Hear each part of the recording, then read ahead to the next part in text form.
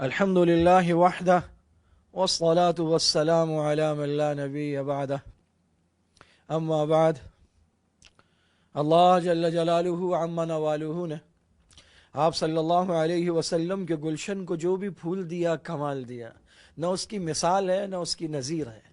عامر بن ربیعہ سابقون اولون میں حضرت صلی اللہ علیہ وسلم دار ارقم میں ابھی تشریف نہ رکھنے شروع کیے تھے کہ حضرت عامر بن ربیعہ دولت ایمان سے مشرف ہو گیا۔ ان کا خاندان حضرت عمر کے والد خطاب کے خاندان کا حلیف تھا، اور حضرت عمر کے والد خطاب کو اتنا پیار تھا حضرت عامر سے کہ ان کو اپنا متبنہ منہ بولا بیٹا بنا رکھا تھا، اور ان کو عامر بن الخطاب بھی کہا جاتا تھا۔ پھر قرآن کریم میں وہ آیت اتر آئی اور وہ حکم آیا کہ اپنے نسبی والدین کی طرف اپنی نسبت کرو، کسی اور کی طرف نہیں، تو پھر انہیں عامر بن ربیعہ ان کے والد کی طرف نسبت کر کے کہا جانے لگا۔ اس تعلق کی وجہ سے حضرت عمر رضی اللہ تعالیٰ عنہ سے ان کا بہت پیار تھا۔ حضرت عمر رضی اللہ تعالیٰ عنہ جب شام گئے تو حضرت عامر کو ساتھ لے کر گئے۔ جب حضرت عثمان کو جانشین بنا کر حج کے لیے گئے تو سفر حج میں اپنے ساتھ حضرت عامر کو رکھا ہے۔ حضرت عامر ابتدا میں مشرف و اسلام ہوئے، تکالیف اٹھائیں، 2 مرتبہ اللہ کے راستے میں ہجرت کی ہے۔ حبشہ تشریف لے گئے اپنی زوجہ محترمہ حضرت لیلہ بنت خثمہ کے ساتھ، اور یثرب مدینہ شریف وہاں تشریف لے گئے۔ فرماتے ہیں کہ اس وقت تک ابو سلمہ بن عبد الاسد کے سوا کوئی بھی نہیں پہنچا تھا جب میں مدینہ پہنچا ہوں، لیکن محققین کہتے ہیں کہ شاید کچھ لوگوں کے نام ہیں ایسے۔ تو البتہ ان کی جو زوجہ محترمہ حضرت لیلہ، وہ پہلی خاتون ہے جنہوں نے حبشہ سے یثرب کی جانب ہجرت کی ہے، اور پھر آپ صلی اللہ علیہ وسلم کی آمد مبارک سے وہ شہر یثرب سے مدینہ منورہ ہو گیا۔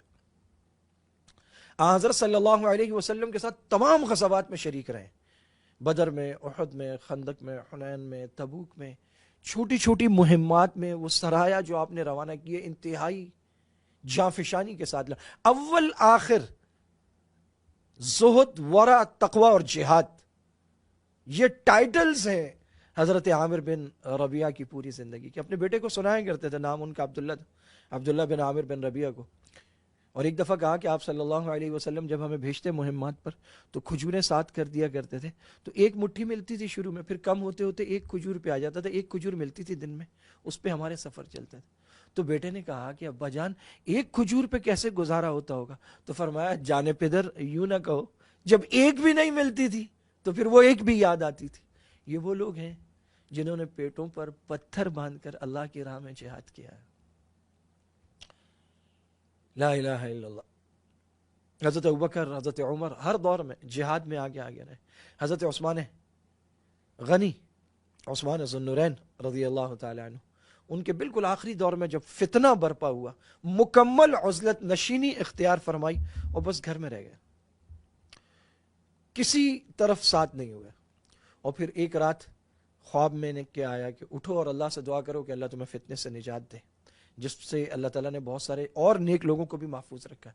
تو اٹھے اور بہت ہی الہوزاری کے ساتھ دعا کی، اور اس کے بعد جو آپ نے عزلت نشینی اختیار کی تھی اور گھر میں ہماری موجودہ دور کی زبان میں خود کو جو کوارنٹائن کر لیا تھا، اس میں اتنی شدت آ گئی کہ پھر آپ باہر نہیں نکلے، کسی نے آپ کو باہر نہیں دیکھا، اور مسلسل عبادت میں مشغول رہتے، اور بیماری کا بھی کسی کو پتہ نہیں چلا۔ یکلخت جب انتقال ہوا، حضرت عثمان کی شہادت کے چند دن بعد انتقال ہوا، جب انتقال ہوا ہے اور اچانک جنازہ سامنے آیا تو لوگ متحیر رہ گئے کہ اندازہ ہی نہیں تھا لوگوں کو۔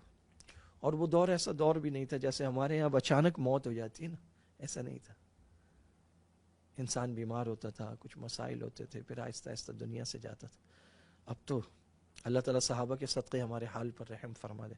وآخر دعوانا ان الحمدللہ رب العالمین۔